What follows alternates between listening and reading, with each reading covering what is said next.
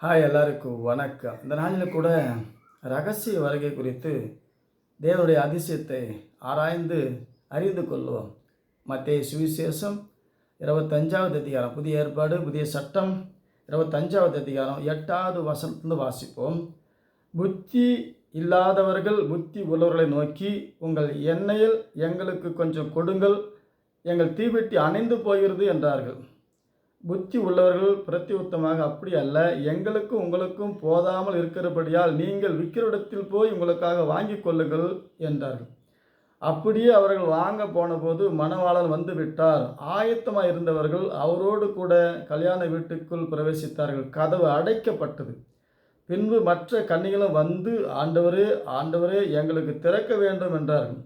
அதற்கு அவர், உங்களை அறியேன் என்று மெய்யாகவே உங்களுக்கு சொல்லுகிறேன் என்றார். ஆகவே ஆயத்தமாக இருக்கணும். இந்த 1000 வருஷ அரசாட்சியில் புத்தி இல்லாத கன்னிகள், வேதம் இருக்குது, வாழ்க்கை இருக்குது, உபதேசம் இருக்குது, ஆனால் எண்ணெய் இல்லை, விளக்கு இருக்குது.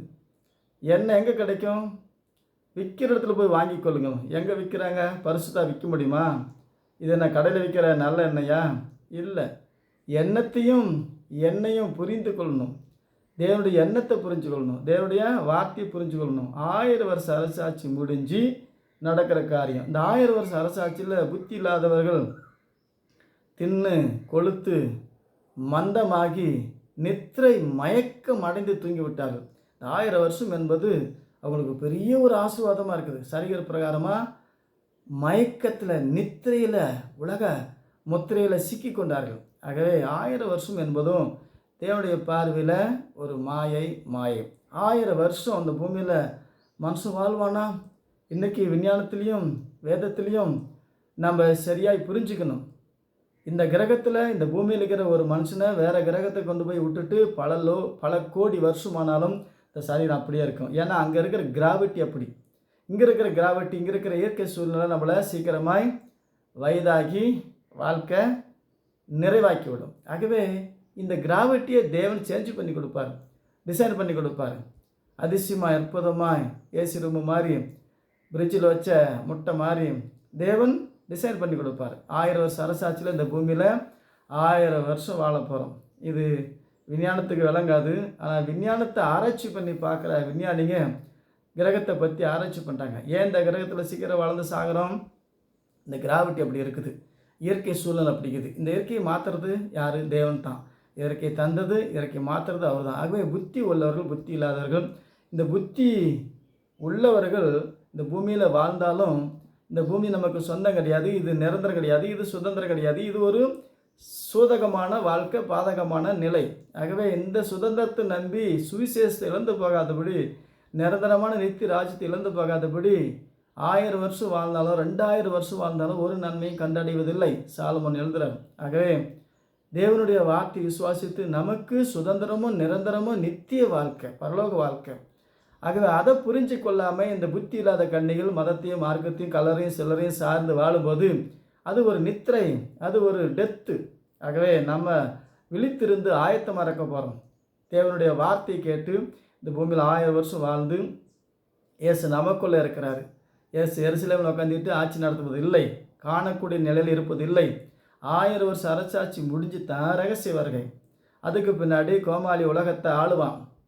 அவனும் ஏமாளி, கோமாளி, அவன் கையில் உலகம் சிக்கிக்கொள்ளும். ஆகவே இந்த பிசாசுடைய கையில் சிக்கிக்கொள்ளாதபடி நாம் எடுத்துக்கொள்ளப்பட விழித்திருக்கணும். இயேசு கிறிஸ்து நாமத்தில் ஞானஸ்தானம் எடுத்து, பிதாகுமார் நாமத்தில், அதுதான் புத்தி இல்லாத கன்னி. குழந்தை ஞானஸ்தானம், அது ரெண்டும் கன்னி இல்லாத விக்கிரகத்தில் சிக்கிக்கொண்ட கன்னி, சிலையில் சிக்கிக்கொண்ட, அவன் வலையில் வெந்து போகிற, ஆமாம், இது ஒரு புத்தி இல்லாத கூட்டம். ஆகவே இந்த மாதா கூட்டம், பிதா கூட்டம் ரெண்டுமே புத்தி இல்லாத கூட்டம். பக்தி இருக்குது, புத்தி இல்லை. வேதம் சொல்லுகிறபடி இயேசு கிறிஸ்து நாமத்தில் ஞானஸ்தானம் எடுத்து ஒரே தேவனை ஆராதிக்கும் போது உண்மையுள்ள உத்தம ஊழியக்காரனுக்கு 5 பட்டணம் 10 பட்டணம் தேவன் தருவார். யூதர்களுக்கு எப்படி சபிச்சு உலகத்தை தேவன் அவங்களுக்கு இன்னும் கொடுக்கல, உலகத்தை தரப்போகிறாரு. இயேசு ஏற்றுக்கொண்டா தான் உலகத்தை தருவார். இப்போ எருசலேமில் ஆலயம் கட்டி கடாய் வெட்டி விருத்து சேதனம் பண்ணாங்களாக்கா அந்த பூமி அழிஞ்சிரும், இஸ்ரேல் நாடு மறுபடியும் அழிஞ்சிரும். கர்த்தருடைய நாமத்தில் வருகிறவர் சோதரிக்கப்பட்டவர் என்று சொல்லுங்க வரைக்கும் என்னை காணாதிருப்பீர்கள், உங்கள் வீடு உங்களுக்கு பாழாக்கி விடப்படும், உங்கள் வீடு உங்கள் நாடு சுடுகாடாக்கப்படும். 1800 வருஷமாக அங்கே சாலமோன் ஆலயத்தை இடித்து சுட்டெரித்துட்டார். மறுபடியும் ஆலயம் கட்டக்கூடாது. இயேசுவை ஏற்றுக்கொண்டு உலகத்தை ஆளுகை செய்ய முடியாது, உலகத்தை டிசைன் பண்ண முடியாது. இயேசு ஏற்றுக்கொண்டால் அங்கு பாலஸ்தீனா, காசா, ஈரான், ஈராக்கு, எகிப்து எல்லா ஜனத்தையும் நேசிக்கணும். ஆகவே மற்றவங்களை தேவன் பார்த்துக்கொள்வார். அவன் அணுகுண்டு செய்யக்கூடாது. நீ செய்யலாமா? அமெரிக்காரன் இவன் பிசாசு கையில் சிக்கிக்கிறான்.